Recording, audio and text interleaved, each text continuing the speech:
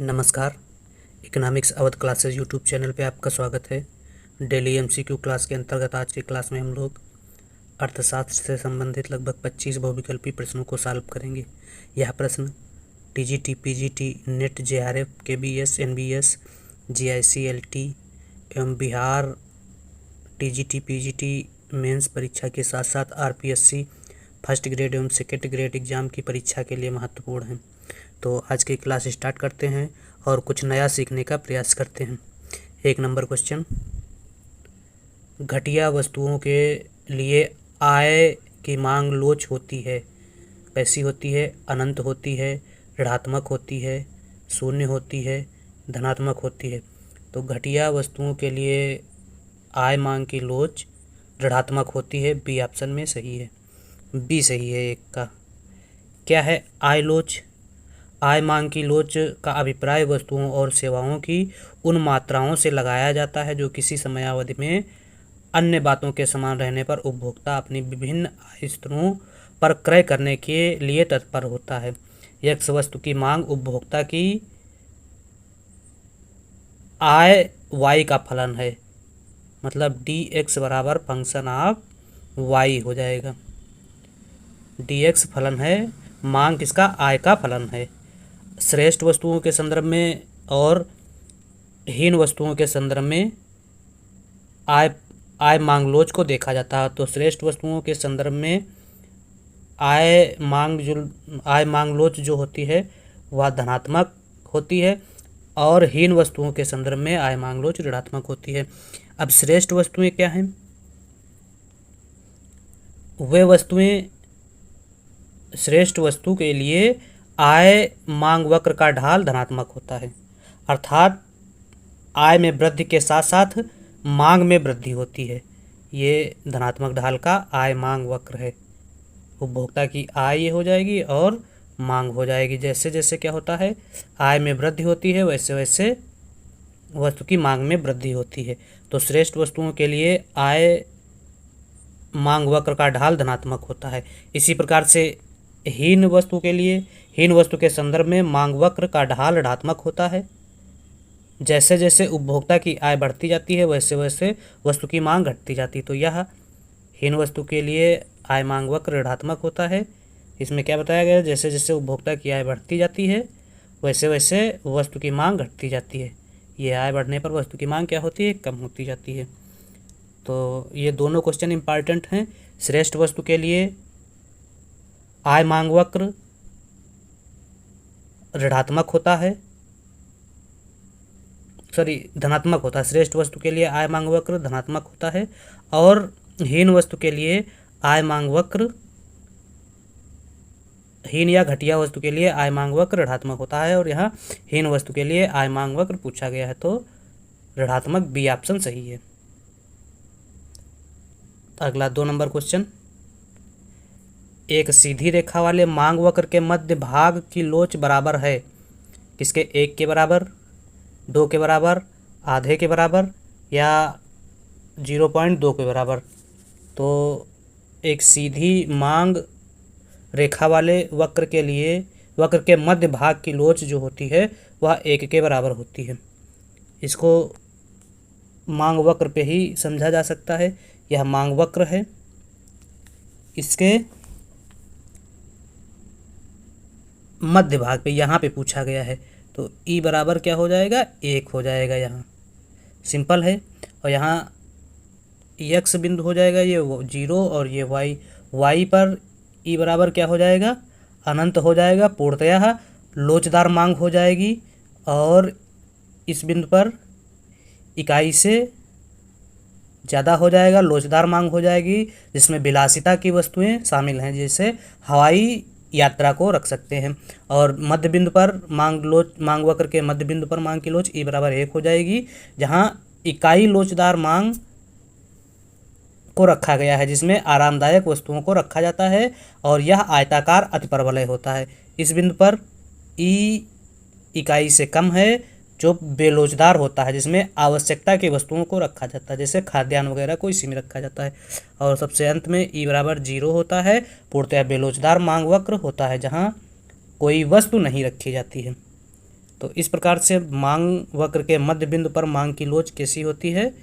1 के बराबर। B option सही है। यदि वस्तु की आय मांग की लोच इकाई से अधिक हो तो वस्तु है। आय मांग की लोच इकाई से अधिक है, इकाई से अधिक है तो वस्तु होगी विलासिता की, एक अनिवार्य वस्तु, एक निकृष्ट चीज़ है, इनमें से कोई नहीं, तो विलासिता की वस्तु हो जाएगी। यदि वस्तु की आय मांग लोच इकाई से अधिक है तो विलासिता की वस्तु हो जाएगी, और अगर इकाई से कम है तो बेलोचदार वस्तु हो जाएगी। तो ए ऑप्शन सही हो जाएगा 3 का। अगला 4 नंबर क्वेश्चन, कौन सा नियम गॉसेन का द्वितीय नियम कहलाता है? तो गॉसेन का द्वितीय नियम समसीमांत उपयोगिता नियम गॉसेन का द्वितीय नियम कहलाता है, और समसीमांत उपयोगिता नियम सी ऑप्शन में दिया गया है। इसके अलावा सीमांत उपयोगिता ह्रास नियम को गॉसेन का फर्स्ट नियम कहा जाता है। दोनों पूछा जाता है कि गॉसेन का फर्स्ट नियम क्या है, तो सीमांत उपयोगिता ह्रास नियम गॉसेन का फर्स्ट नियम है, और गॉसेन का सेकंड नियम किसे कहा जाता है? समसीमांत उपयोगिता नियम को गॉसेन का सेकंड नियम कहा जाता है। समसीमांत उपयोगिता नियम के अन्य नाम भी हैं, जैसे गॉसेन का सेकंड नियम नाम तो है ही है, इसके अलावा प्रतिस्थापन का नियम, अधिकतम संतुष्टि का नियम, तटस्थता का नियम, उपभोग का नियम और मितव्ययता का नियम इसको कहा जाता है। अगला 5 नंबर क्वेश्चन क्या कह रहा है? प्रसिद्ध हीरा पानी विरोधाभास किसने दिया? जे.एस. मिल ने, मार्शल ने, एजवर्थ ने, कोई नहीं। तो प्रसिद्ध हीरा पानी विरोधाभास की संकल्पना एडम स्मिथ द्वारा दी गई थी, और इस संकल्पना या हीरा पानी या हीरा जल विरोधाभास की व्याख्या मार्शल द्वारा की गई थी। तो पूछा गया है कि प्रसिद्ध हीरा पानी विरोधाभास किसने दिया? तो एडम स्मिथ ने दिया था। एडम स्मिथ ऑप्शन में नहीं है, तो डी ऑप्शन सही हो जाएगा। क्या है हीरा पानी विरोधाभास, इसको समझ लेते हैं। एडम स्मिथ क्लासिकल अर्थशास्त्री हैं, और यह हीरा पानी विरोधाभास में फंस जाते हैं।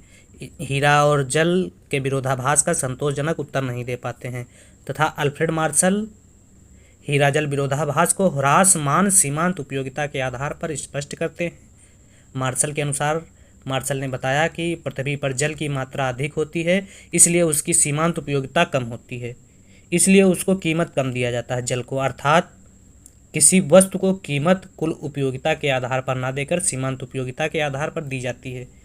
हीरे की धरती पर उपलब्धता कम है, इसलिए इसकी सीमांत उपयोगिता ऊंची होती है, इसलिए हीरे की कीमत ऊंची होती है। इस प्रकार हीरा जल विरोधाभास समस्या का समाधान मार्शल ह्रासमान सीमांत उपयोगिता नियम के हिसाब से करते हैं। तो यह भी क्वेश्चन पूछा जाता है कि हीरा जल विरोधाभास किसने दिया? पहला तो क्वेश्चन पूछा जाता है, तो हीरा जल विरोधाभास एडम स्मिथ द्वारा दिया गया। हीरा जल विरोधाभास की समस्या का समाधान किस अर्थशास्त्री ने किया? तो हीरा जल विरोधाभास की समस्या का समाधान मार्शल द्वारा किया गया। और इसके अलावा क्वेश्चन पूछा जाता है, मार्शल ने हीरा जल विरोधाभास की समस्या के समाधान के लिए किस सिद्धांत का प्रयोग या किस नियम का प्रयोग किया? तो ह्रासमान सीमांत उपयोगिता नियम का प्रयोग मार्शल द्वारा किया गया। तो 5 नंबर क्वेश्चन डी सही हो जाएगा। अगला 6 नंबर क्वेश्चन, उपयोगिता विश्लेषण में वह स्थिति जो उपभोक्ता संतुलन को दर्शाती है। तो MUX अपान MUY बराबर PX अपान PY, यह स्थिति उपभोक्ता के संतुलन को दिखा रही है। तो यह किस ऑप्शन में है?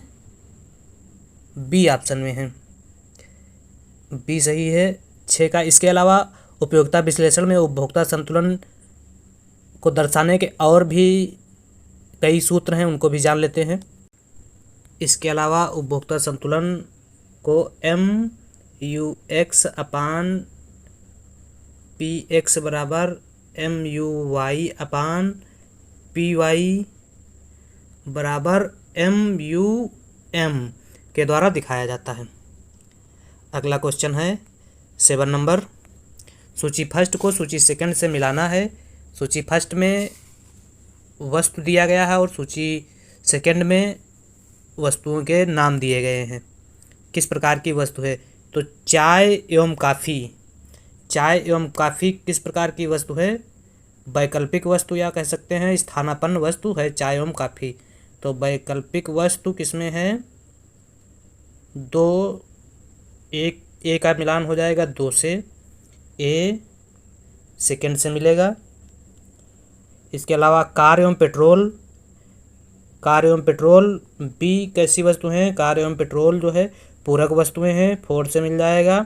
स्वर्ण एवं हीरे सी में दिया गया, स्वर्ण एवं हीरे कैसी वस्तु हैं? बेबलेन वस्तु हैं, बेबलेन वस्तु ए में है, एक से मिल जाएगा सी का। और डी रागी एवं बाजरा, रागी एवं बाजरा जो है गिफिन वस्तु है, डी का मिलान हो जाएगा तीन से। तो तीन चार दो चार एक तीन, दो चार एक तीन, दो चार एक तीन डी ऑप्शन में है, डी सही है। क्या है गिफिन वस्तुएं? इनको जान लेते हैं। रॉबर्ट गिफिन ने सर्वप्रथम ऐसी वस्तुओं की ओर ध्यान आकर्षित किया था जो निम्न कोटि की वस्तुएं होती हैं। इनकी मांग कीमत कम होने पर कम हो जाती है और कीमत बढ़ने पर मांग भी बढ़ जाती है। जैसे मोटा अनाज, मोटा सूती कपड़ा। मांग कीमत कम होने पर इसलिए कम हो जाती है क्योंकि उपभोक्ता बेहतर वस्तुओं की मांग करने लगता है। गिफिन वस्तुओं में मांग का नियम लागू नहीं होता है। तो यह गिफिन वस्तुओं के बारे में था। इसके अलावा कुछ वस्तुएं सामान्य वस्तुएं होती हैं। क्या हैं सामान्य वस्तुएं? जिन वस्तुओं की मांग उपभोक्ता की आय बढ़ने पर बढ़ जाती है और उपभोक्ता की आय घटने पर कम हो जाती है, उस वस्तु को सामान्य वस्तु कहते हैं। सामान्य वस्तु का आय प्रभाव धनात्मक होता है। सामान्य वस्तु का आय मांग वक्र नीचे से ऊपर की ओर उठता हुआ यह धनात्मक होता है। यह सामान्य वस्तु का आय मांग वक्र है। इसके अलावा घटिया वस्तुएं क्या हैं? घटिया वस्तुएं भी होती हैं। तो जिन वस्तुओं की मांग उपभोक्ता की आय बढ़ने पर घट जाती है और उपभोक्ता की आय घटने पर घट जाती है, उसे घटिया या निम्न कोटि की वस्तु या इन्फीरियर गुड्स कहते हैं। घटिया वस्तु का आय प्रभाव ऋणात्मक होता है, इसलिए घटिया वस्तु का मांग वक्र भी ऊपर से नीचे की ओर ढालू होता है। तो यह घटिया वस्तु का मांग वक्र ऊपर से नीचे की ओर ढालू होता है। इसके अलावा स्थानापन्न वस्तुएं क्या हैं? तो यदि किसी वस्तु की कीमत में कमी या वृद्धि होने पर किसी दूसरी वस्तु की मांग में कमी या वृद्धि होती है तो वे वस्तुएं स्थानापन्न वस्तु कहलाती हैं। या कह सकते हैं यक्स वस्तु की कीमत में वृद्धि होने पर वाई वस्तु की कीमत में वृद्धि होती है, अथवा यक्स वस्तु की कीमत में कमी होने पर वाई वस्तु की मांग में कमी होती है, तो उसे एक्स और वाई का स्थानापन्न वस्तु कहते हैं। जैसे चाय, काफ़ी, गेहूँ और चावल। चाय की कीमत कम होने पर काफ़ी की मांग में कमी होती है, या कह सकते हैं गेहूं की कीमत में वृद्धि होने पर चावल की मांग में वृद्धि होती है।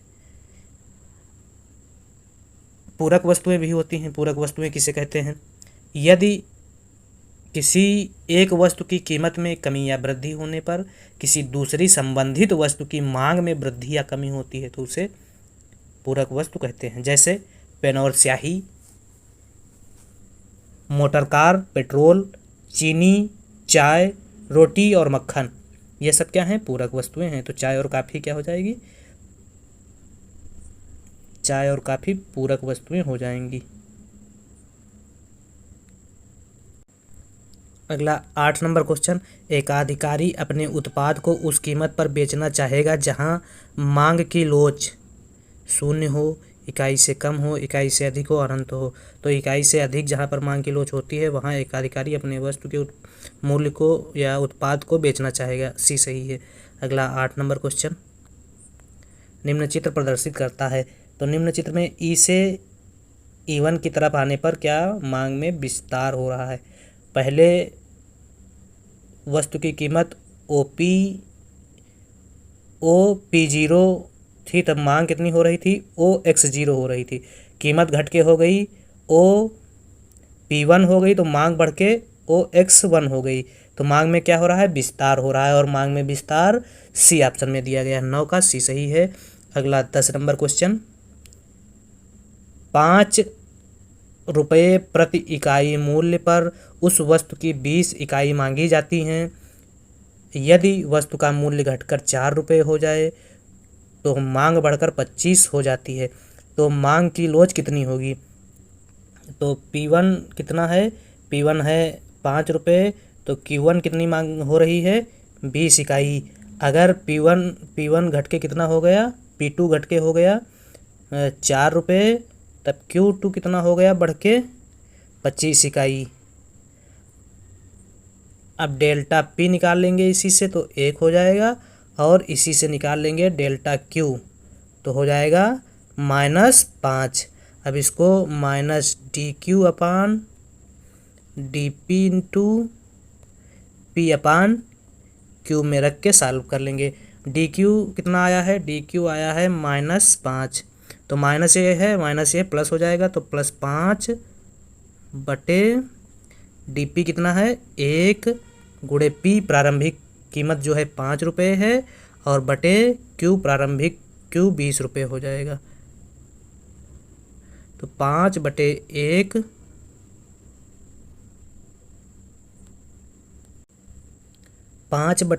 गुणे 5 बटे 20, तो ये 5 4 से कट जाएगा, 4 बचेगा, 20 5 से 20 को काटेंगे तो 5 बटे 4 हो जाएगा, और जब भाग करेंगे 4 को 5 से तो 1.25 आंसर आ जाएगा। 1.25 सी ऑप्शन में दिया है, दिखाई दे रहा है, तो 10 का सही आंसर सी हो जाएगा।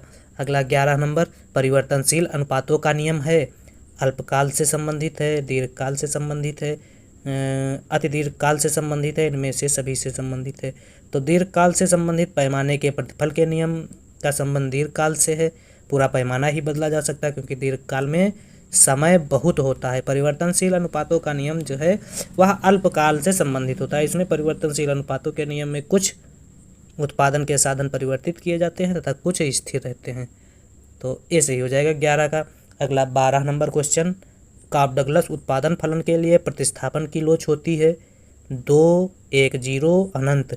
तो काफ डगलस उत्पादन फलन के लिए प्रतिस्थापन की लोच इकाई के बराबर होती है, इकाई के बराबर बी ऑप्शन में दिया गया है, बी सही हो जाएगा। अगला 13 नंबर क्वेश्चन, वर्तमान में भारत में अधिकतम सीमांत कर की दर है, तो अधिकतम सीमांत कर की दर क्या है भारत में, 30% है। अगला 14 नंबर क्वेश्चन, बिक्री कर है, प्रत्यक्ष कर, अप्रत्यक्ष कर, उपरोक्त दोनों कोई नहीं। तो प्रत्यक्ष कर वह कर होता है जिस पर लगाया जाता है वही वहन करता है, और अप्रत्यक्ष कर होता है वह कर जिस पर लगाया जाता है उसके द्वारा वहन न किया जाकर वह दूसरे पर टालने में सफल हो जाता है। तो बिक्री कर अप्रत्यक्ष कर है क्योंकि वह दूसरे पर टाला जा सकता है। इसके अलावा बिक्री कर के अलावा उत्पाद कर, सीमा कर, सेवा कर, राज्यों द्वारा लगाया गया मनोरंजन कर, और GST goods and service tax, ये सारे कर कौन से कर हैं, अप्रत्यक्ष कर के उदाहरण हैं। ये याद कर लीजिए तो प्रत्यक्ष कर के एग्जाम्पल पता चल जाएंगे। ऐसे ही क्वेश्चन पूछा जाता है कि निम्नलिखित में से कौन सा कर प्रत्यक्ष कर है, कौन सा अप्रत्यक्ष कर है, या पूछ लेगा ऊपर एक कर देके क्वेश्चन में पूछ लेगा बिक्री कर कैसा कर है, या सीमा कर कैसा कर है, या सेवा कर कैसा कर है, जीएसटी किस प्रकार का कर है।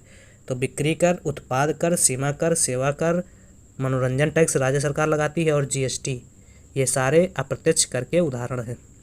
अगला क्वेश्चन है 15 नंबर, क्या है 15 नंबर क्वेश्चन, 14वें वित्त आयोग के अध्यक्ष हैं प्रोफेसर एन.के. सिंह। तो प्रोफेसर एन.के. सिंह जो हैं 15वें वित्त आयोग के अध्यक्ष हैं। 14वें वित्त आयोग के अध्यक्ष प्रोफेसर यज्ञ गोपाल बेड़ू रेड्डी हैं, मतलब वाई.बी. रेड्डी हैं।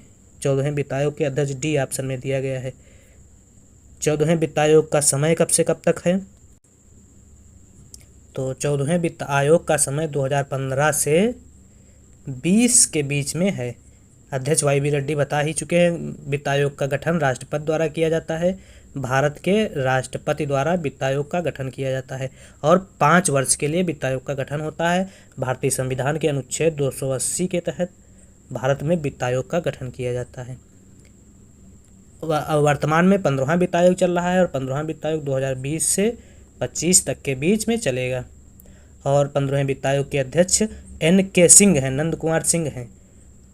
वित्त आयोग का गठन राष्ट्रपति द्वारा होता है, और 5 वर्ष के अंतराल पर वित्त आयोग का गठन किया जाता है। तो इसका जो 15 का सही आंसर डी है। अगला 16 नंबर, व्यापक मुद्रा की माप किसके द्वारा की जाती है, M1, M2, M3, M4। तो M3 को व्यापक मुद्रा कहा जाता है।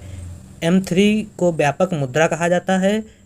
M0 को आरक्षित मुद्रा कहा जाता है। M1 को संकीर्ण मुद्रा और M3 को व्यापक मुद्रा कहा जाता है। इसके अलावा एक क्वेश्चन पूछा जाता है, मौद्रिक गहनता किसे कहते हैं? तो M3/GDP गुणे 100 इसको मौद्रिक गहनता कहते हैं। और मौद्रीकरण किसे कहा जाता है? तो M1/GDP गुणे 100 यह मौद्रीकरण का सूत्र है। तो मौद्रिक गहनता और मौद्रीकरण M3/GDP गुणे 100 मौद्रिक गहनता है और M1/GDP गुणे 100 मौद्रीकरण का सूत्र है। M1 को संकीर्ण मुद्रा, M3 को व्यापक मुद्रा और M0 को आरक्षित मुद्रा या आधार मुद्रा कहा जाता है। अगला क्वेश्चन जो है वह है 17 नंबर क्वेश्चन, इनमें से कौन सी डिजिटल करेंसी है? गोल्ड कॉइन, मेटल कॉइन, ई कैश, जेड कैश। तो जेड कैश को डिजिटल करेंसी कहा जाता है। क्या है डिजिटल करेंसी? डिजिटल करेंसी एक भुगतान निधि है जो केवल इलेक्ट्रॉनिक रूप में मौजूद है, मूर्त रूप में नहीं है। मतलब कह सकते हैं अमूर्त रूप में है। बाकी मुद्रा, रुपया मूर्त रूप में है और डिजिटल करेंसी मूर्त रूप में नहीं है। डिजिटल करेंसी को कंप्यूटर, स्मार्टफोन और इंटरनेट की मदद से संस्थाओं या उपयोगकर्ताओं के बीच स्थानांतरित किया जाता है। डिजिटल करेंसी को डिजिटल मनी और साइबर कैश, यही है साइबर कैश कहा जाता है, जेड कैश कहा जाता है।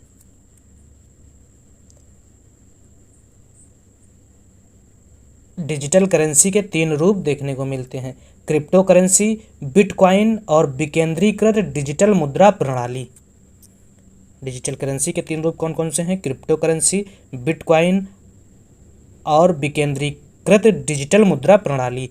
इसके अलावा एक फिएट मनी पूछा जाता है बहुत, क्या है फिएट मनी? तो यह मुद्रा भौतिक रूप में मौजूद होती है जो कि एक केंद्रीय बैंक और सरकारी एजेंसियों द्वारा उत्पादन और वितरण की एक प्रणाली है। फिएट मुद्रा भौतिक रूप से मौजूद होती है अर्थव्यवस्था में। तो डिजिटल करेंसी कौन सी है? जेड कैश डिजिटल करेंसी है। 17 का डी सही है।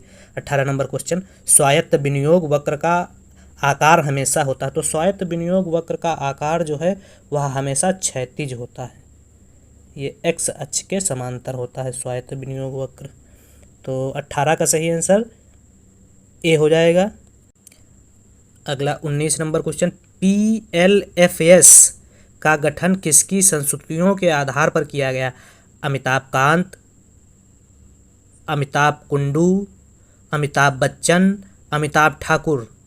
तो PLFS का गठन जो है वह अमिताभ कांत की सिफारिशों पर किया गया था। 19 ये सही है। 20 वर्तमान में भारत में राष्ट्रीयकृत बैंकों की संख्या है 19, 11, 12, 27। तो वर्तमान में भारत में राष्ट्रीयकृत बैंकों की संख्या 12 है। और राष्ट्रीयकृत बैंकों में अगर सबसे बड़े बैंक की बात की जाए तो 12 बैंकों में SBI सबसे बड़ा राष्ट्रीयकृत बैंक है। तो 12 बैंक सी ऑप्शन में दिया गया है। तो इस प्रकार से आज की इस वीडियो में हम लोगों ने 20 बहुविकल्पी प्रश्नों को सॉल्व किया और विस्तृत व्याख्या के साथ इन प्रश्नों को हम लोगों ने सॉल्व किया। आगे भी हम लोग डेली ऐसे ही 20-25 क्वेश्चन सॉल्व करते रहेंगे जो आगामी समस्त शिक्षक भर्ती परीक्षाओं के लिए महत्वपूर्ण हैं, जिसमें से BPSC, TGT, PGT mains exam, RPSC first grade एवं second grade exam, UP TGT PGT exam, Delhi TGT PGT exam के लिए बहुत महत्वपूर्ण क्वेश्चन हैं।